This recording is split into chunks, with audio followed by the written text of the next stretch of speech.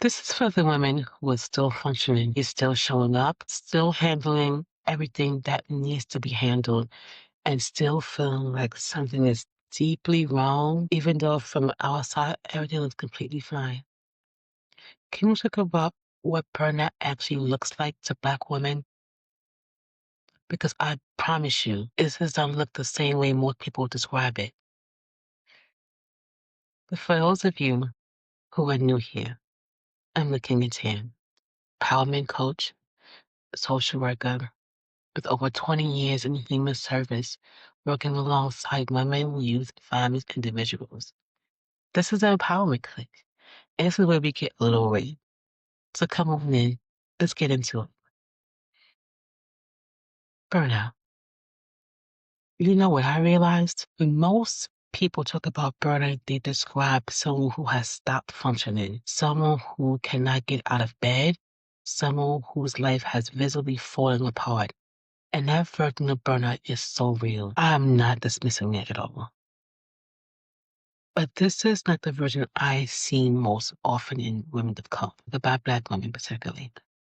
But the version I see most often is the woman who is still doing, going on and on and on, still showing up to work, still taking care of her family, still being the person everyone calls when something goes wrong, still managing, handling, functioning at a level that most people will call very impressive. And she is burning quietly, completely from the inside. The dramatic collapse version of burnout, the invisible version, the kind that does not show up on the outside because you have been trained by life necessities to survive, to live at the outside reflect what's happening in the inside. Then you fight the loser, defeated. A lot of Black women learned this very early on.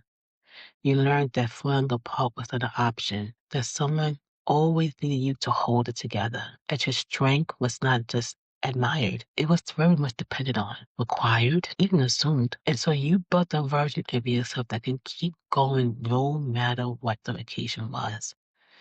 That can absorb, that can manage, that could handle. And you are so good at it. Give yourself a round of applause. That's actually part of the problem.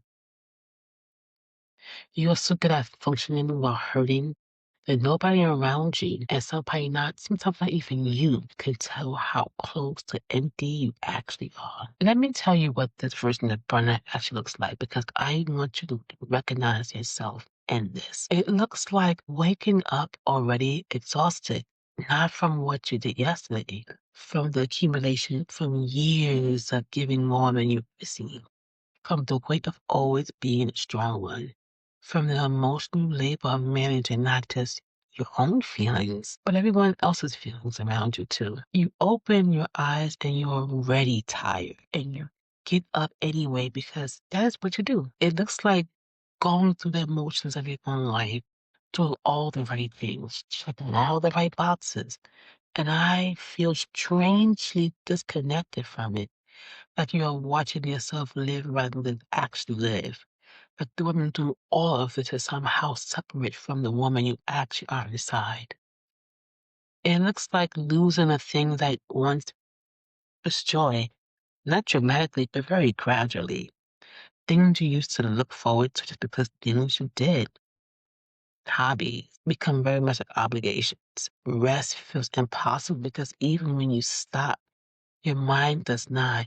And the pleasure, real, simple, complicated pleasure, starts feeling like something you have to earn before you're allowed to have it. It looks like, I guess, real irritable that even surprises you. The small things, snapping at people you love over small things that feel guilty about. Because you know it's not really about the small things. It's about everything underneath those small things that have been building for longer than you can submit. It looks like and it feels like a kind of numbness. Like not like sadness exactly, but like and not even depressive in a clinical sense, but like affect, flatness. A going through the motions quality for days. A sense that something essential has gone quiet inside you and you are not sure when it happened.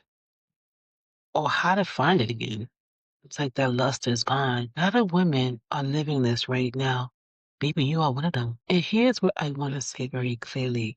This isn't a character flaw, and it's not a sign of weakness. It's not what happens to women who do not manage themselves properly. That's what happens when women have been strong for too long without enough support, without enough rest, without enough space to be something other than capable. You survived, and survive took something from you, and that's allowed to be true. Even if everything you know you survived was worth surviving. Now, I want to talk about what comes next, because this isn't a video about staying in burnout.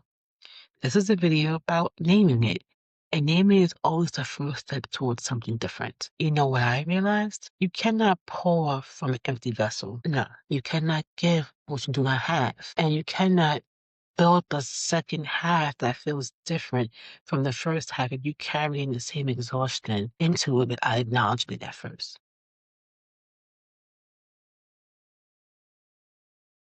So here's what I want to do. Just one thing.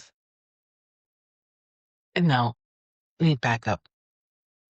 Here's what I would like for you to do, or try to do, or encourage you to do. Just one thing, please. I want you to ask yourself honestly, when did I last feel genuinely rested?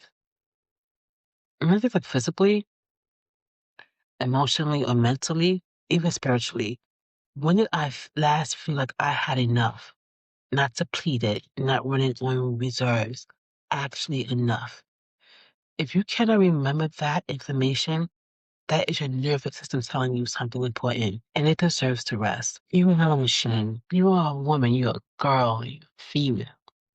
You're human. And women, especially women who have been strong for a very long time, deserves rest. Real rest. Not earned rest. Not deserved rest. Just rest.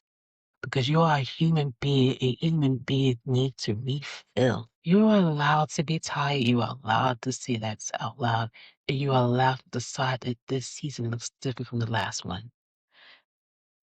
Knowing yourself is not selfish, it's necessary. Check yourself so you can be yourself. This is the King of Team, and this is a vibe check.